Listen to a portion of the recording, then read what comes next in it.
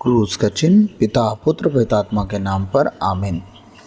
धन्यवाद धन्यवाद धन्यवाद हे पिता परमेश्वर पवित्र आत्मा प्रभु यीशु मसीह, हम आपकी स्तुति आराधना महिमा प्रशंसा बढ़ाई करते हैं पिता, आपकी जय जयकार करते हैं प्रभु। आपको धन्य धन्य धन्य कहते हैं, राजाओं के राजा प्रभुओं के प्रभु प्रभु यीशु मसीह।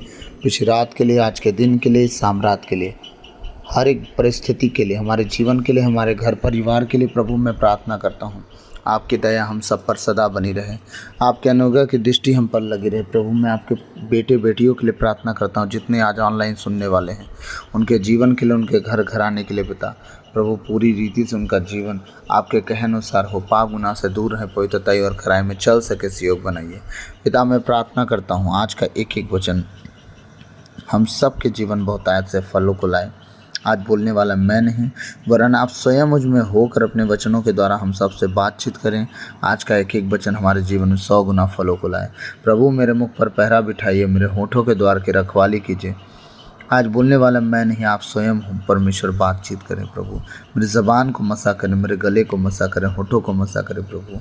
बोलने के लिए शब्द दें प्रभु, अपनी भेद भरी बातों को, ताकि हम बोले पढ़े सुने और इसके अनुसार चले, सहयोग बनाइए।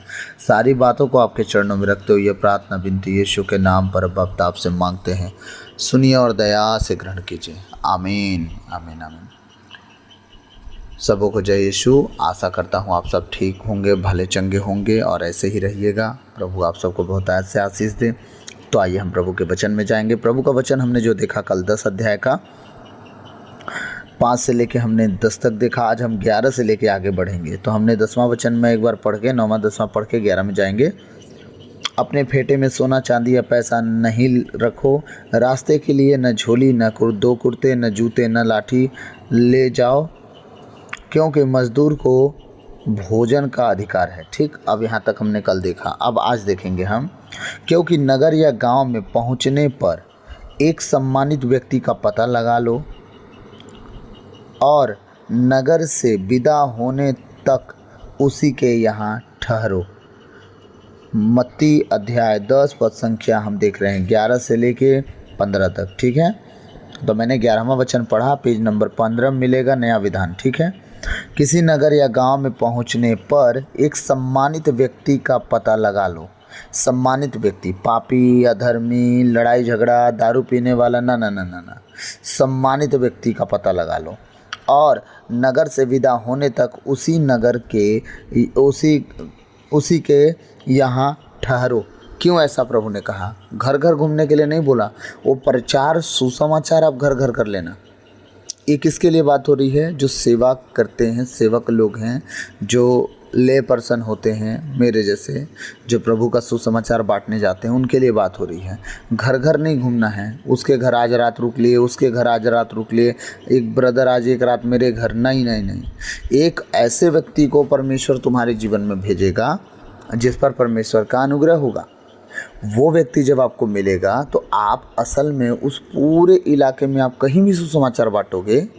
रात्रि आप वहीं ठहरने जाओगे और ठहरने के बावजूद आप जब परमेश्वर के करीब जाओगे, वो परमेश्वर उस व्यक्ति को भी ब्लेस करेगा जिसके घर आप ठहर रहे हो, और आपकी सेवकाई भी बढ़ती जाएगी, वो घटेगी नहीं। लोग ज़्यादा से ज़्यादा प्रभु को स्वीकार करेंगे। इसीलिए प्रभु ने कहा, अगर तुम कहीं किसी नगर में सुसमाचार बांटने अगर जाते हो तो वहाँ एक सम्मानित व्यक्ति को ढूंढना, जो मान सम्मान उसका गांव घर में होता हो, जो इज्जत के लायक हो, सबका ध्यान रखता हो, लड़ाई झगड़े करने वाले ना हो, व्यभिचारी ना हो, नशेड़ी ना हो, गजेड़ी ना हो। हैं, अब ये समझिए क्यों? क्योंकि आप उसके घर जाके शांति पाएंगे, ना कि फिर उसके हल्ला चिल्ला में आप भी अपना दिमाग खराब करेंगे। तो याद रखिएगा, सेवा करने वाले व्यक्ति को शांत स्वभाव में जीवन काटना है, ना कि लड़ाई झगड़े वाले माहौल में। क्योंकि जब उस माहौल में जाएंगे आपका क्या होगा? आपस में वो लोग लड़ेंगे, आप डिस्ट्रैक्ट होंगे। आपका ट्रैक क्या है? प्रभु का वचन। आपका ट्रैक क्या है? स्वर्ग राज। आपका ट्रैक क्या है? लोगों को प्रभु के रास्ते की तरफ लाना। लेकिन वो लड़ाई झगड़ा जब देखेंगे तो आप कहेंगे कि हमारा सुसमाचार किस काम का हुआ? यहाँ तो कोई समझ ही नहीं रहा है कि हम क्या करने आए। इसीलिए एक सम्मानित व्यक्ति को ढूंढना है, उसके घर में ठहरना है। कब तक ठहरना है मैं बता रहा हूँ। उस घर में प्रवेश करते समय सम्मानित व्यक्ति का पता लगा लो और नगर से विदा होने तक उसी के यहाँ ठहरो। जब तक आप वहाँ का सुसमाचार कंप्लीट करके नहीं जाते, किसी और के घर में नहीं ठहरना, सिर्फ उसी घर में पूरा दिन सुसमाचार सुना है, ठीक है। जब रात रुकने की बारी आए तो अपना रास्ता ख़त्म कीजिए, वापस आके उसी घर में आपको रुकना है, ठीक है। और नगर में तब तक जब तक रह रहे हैं तब तक उसी घर में आप जाके सुसमाचार सुनाने के बाद रहेंगे, ठीक। 12 वचन कहता है, उस घर में प्रवेश करते समय उसे शांति की आशीष दो। आप जब किसी के घर जाते हैं तो आपको प्रार्थना करनी, प्रभु जिस घर में मैं जा रहा हूँ वहाँ हर एक नेगेटिविटी जाए, वहाँ तेरी आशीष ठहरे, तेरी शांति ठहरे, तेरी कृपा ठहरे, तेरी भलाई ठहरे, तेरा धीरज ठहरे, तेरा संयम ठहरे, तेरा प्रेम ठहरे। परमेश्वर जब उस घर में जाऊँ, उस घर में बरकत आए, उस घर में की हर एक कमी घटी का चली जाए, उस घर में आशीष देना, उस घर की कमी घटी महिमा सहित पूरी करना। आप क्या करोगे? उसे आशीष दोगे। परमेश्वर ने क्या कहा? जब आशीष से दोगे तो लगेंगी। हाँ, जब आप आशीष से दोगे तो लगेंगी। मेरी गवाहियाँ हैं कि मैं प्रभु की कृपा से कुछ घर ऐसे हैं जो मुझे दिल से स्वीकार किए हैं, और दिल से स्वीकार करने के कारण जो मैं उनके लिए आशीषें दिया हूँ वो आशीषें लगी हैं, और वो आज 100 गुना फलों को काट रहे हैं। मैं खुदा के हजूरी में बैठ के मैं खुदा को धन्यवाद देता हूँ कि मेरा परमेश्वर इतना दयालु है कि मेरे दिल की बातों को सुना है। जिन लोगों ने मेरा दिल से स्वागत किया, प्रभु उन्हें उतना ही तेज़ी से बढ़ाया, और जिन लोगों ने मुझे दुत्कारा, मैं नहीं कहूँगा कि वो घटे हैं, वो बढ़ते जाएं, बस यही कहूँगा कि वो अपना जीवन जांचें। परमेश्वर उन्हें सद्बुद्धि दे, क्योंकि मैं कभी भी अपने लिए उनके पास नहीं किया, हमेशा चाहा कि वो बचे, उनका घराना बचे। तो ये सारी बातें हैं। तो ऐसे ही सेवकों के साथ होता है। देखिए, नो नेगेटिव, बी पॉजिटिव। हमें पॉजिटिव रहने के लिए परमेश्वर ने कहा, जिसको नेगेटिव होना है मैं कुछ नहीं कर सकता, ना आप कुछ कर सकते हैं। बस आपका काम है खुदा के साथ बने रहना, ठीक। प्रभु ने क्या कहा? उस घर में प्रवेश करते समय उसे शांति की आशीष दो। यदि वह घर योग्य होगा तो तुम्हारी शांति उस पर उतरेगी। प्रभु का वचन क्या कह रहा है? अगर वो व्यक्ति जिस घर का वो है, जहाँ तुम जा रहे हो, अगर वो योग्य होगा, वो परमेश्वर का भय मानने वाला होगा, प्रभु के वचन में चलने वाला होगा, उसके वचन से टेढ़ा टापर बातचीत करने वाला ना होगा, उलट फेर की बात करने वाला, तर्कों में बात करने वाला। अभी तो लोग चर्च में कहते हैं हम पंच हैं, हम ये हैं, वो हैं, है ना, चर्च में सम्मानित व्यक्ति हैं, लेकिन वो छल की बातें करते हैं। बताइए, छल की बातें परमेश्वर को पसंद आएगी? घमंड की बातें करते हैं, घमंड से चढ़ी हुई आंखों का परमेश्वर खुद सामना करते हैं। हाँ, सोचिए, कुछ ऐसे तरह के लोग हैं, लेकिन परमेश्वर कह रहा है ऐसे लोगों के ना ऐसे लोगों के साथ नहीं, बिल्कुल नहीं। यदि वह घर योग्य होगा तो तुम्हारी शांति उस घर पर उतरेगी। यदि वह घर योग्य नहीं होगा तो तुम्हारी शांति तुम्हारे पास लौट आएगी। इसका मतलब फिर आपको वहाँ रहने का मन नहीं करेगा, आपको वहाँ जाने का मन नहीं करेगा। वो कितना भोजन वस्तु बना के बोलेंगे आप खा लो, आपका खाने का मन नहीं होगा। धीरे धीरे आप वहाँ से हटना शुरू कर जाओगे। क्यों? क्योंकि जब आप शांति उस घर के लिए दे रहे थे, वो घर के व्यक्ति उस शांति को एक्सेप्ट नहीं कर पा रहे थे। वो अंदर ही अंदर किसी चीज़ों में सफ़र कर रहे हैं। इसी सफ़र के कारण परमेश्वर का प्रेम, परमेश्वर की शांति उस घर से उठना शुरू कर देती है। और जब उठना शुरू कर देती है तो जो अगुआ है, जो परमेश्वर की शांति उस घर के लिए छोड़ रहा था, वो बताएगा परमेश्वर का आत्मा कि इस घर पे जो शांति तू दे रहा था वो नहीं लग रही है। इसका मतलब इस घर के सदस्य अभी कुछ गड़बड़ी में हैं, इसका मतलब वो वापस आएंगे। तो फिर उस अगुआ को परमेश्वर हृदय में डालेगा, यहाँ खाना मत खाना, यहाँ पानी मत पीना, यहाँ उठना बैठना मत, यहाँ जितना जल्दी हो सके यहाँ से निकल लो। ये क्या है पता है? ये परमेश्वर की शांति आपके पास लौट आनी है। क्यों? क्योंकि जब नहीं लौटी थी तब तो आप उसी घर पे आनंद के साथ रहते थे।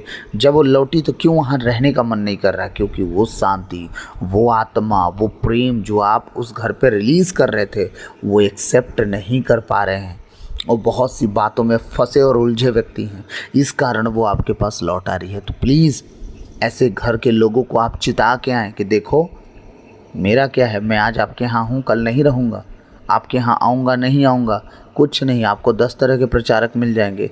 मुझे परमेश्वर के साथ अगर जीऊँगा तो मुझे न जाने कितनी कलीसिया मिल जाएगी सुनाने के लिए सुसमाचार। लेकिन आप 10 तरह के प्रचारों को कैसे स्वागत करोगे जब एक तरह का प्रचार का स्वागत नहीं कर पाए? आप एक के अधीन नहीं रह पाए, 10 के अधीन आप कैसे रहोगे? ये कि यीशु मसीह के वचन पर खड़े नहीं उतरे तो बताओ 10 तरह की शिक्षाओं पर आप कैसे खड़े उतरोगे जो अपने मन के मुताबिक खरा शिक्षा देते हैं? अपने मन के मुताबिक शिक्षा आजकल चल रही है, प्रभु के वचन से बाहर निकल के। हाँ, आप कैसे उसको एक्सेप्ट करोगे? इसीलिए प्रभु ने क्या कहा, यदि कोई तुम्हारा स्वागत न करे और तुम्हारी बातें न सुने। क्या कह रहे हैं प्रभु? यदि तुम जाओ और बोल दे अच्छा हाँ आए हैं, क्या करना है, आए हैं तो आए हैं। प्रभु ने क्या कहा, अगर तुम्हारा कोई स्वागत न करे और तुम्हारी बातें न सुने तो उस घर या उस नगर से निकलने पर अपने पैरों की धूल झाड़ दो।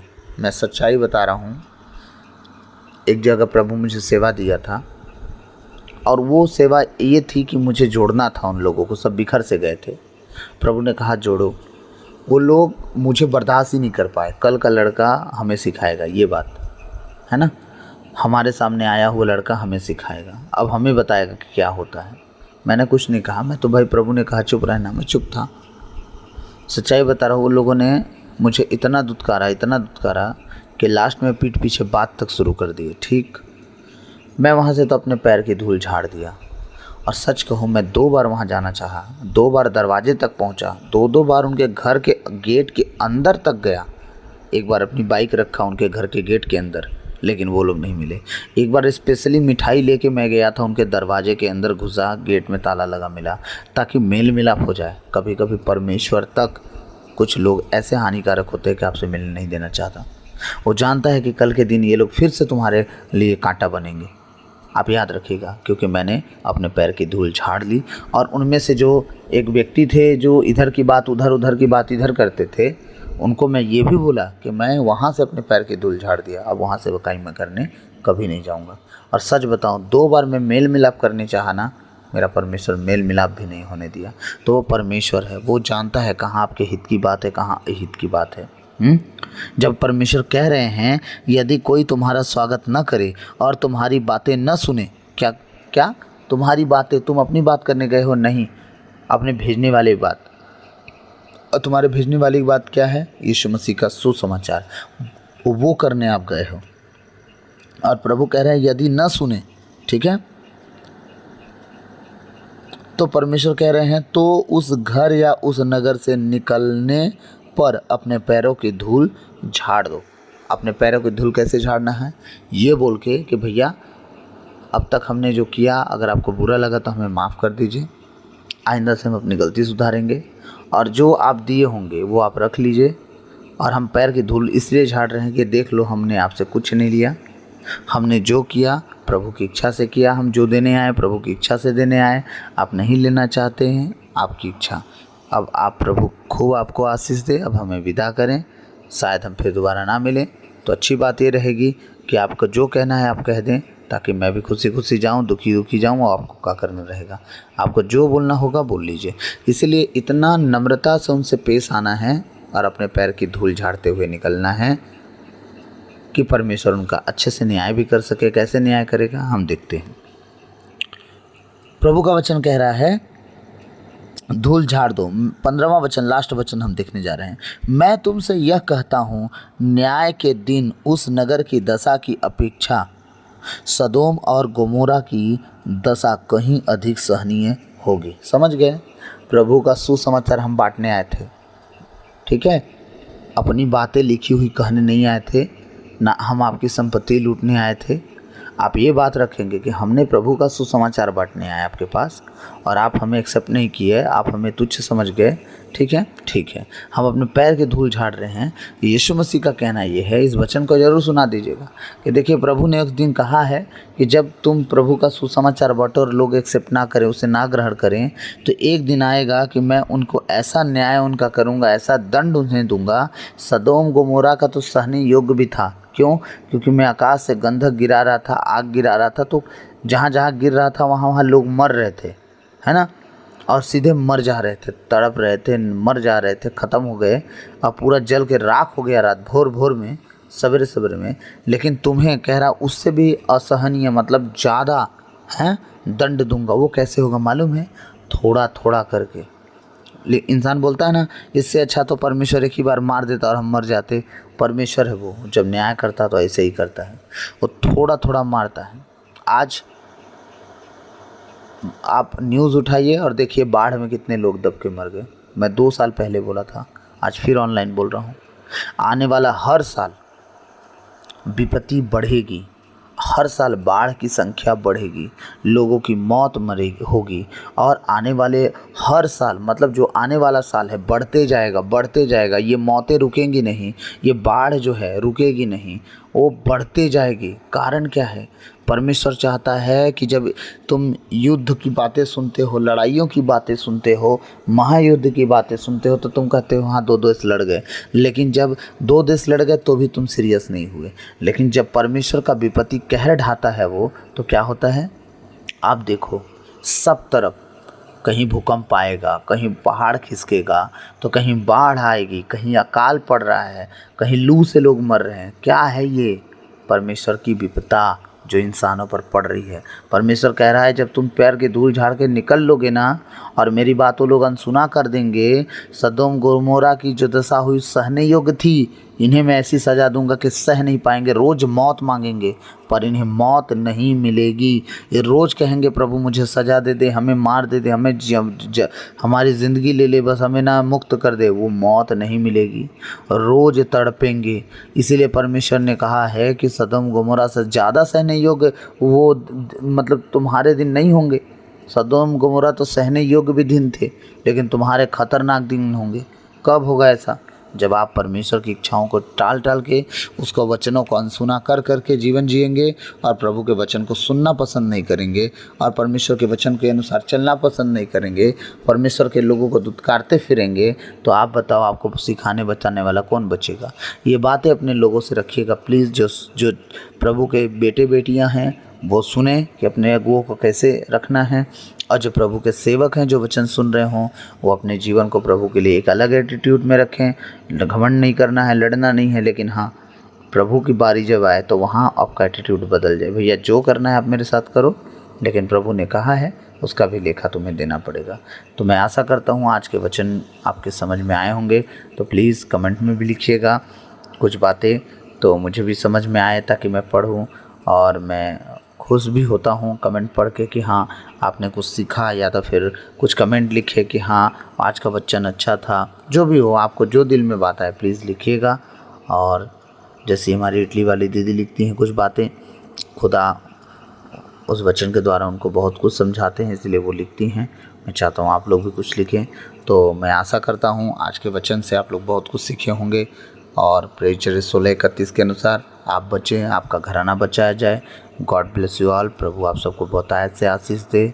सबों को जय यीशु, जय यीशु।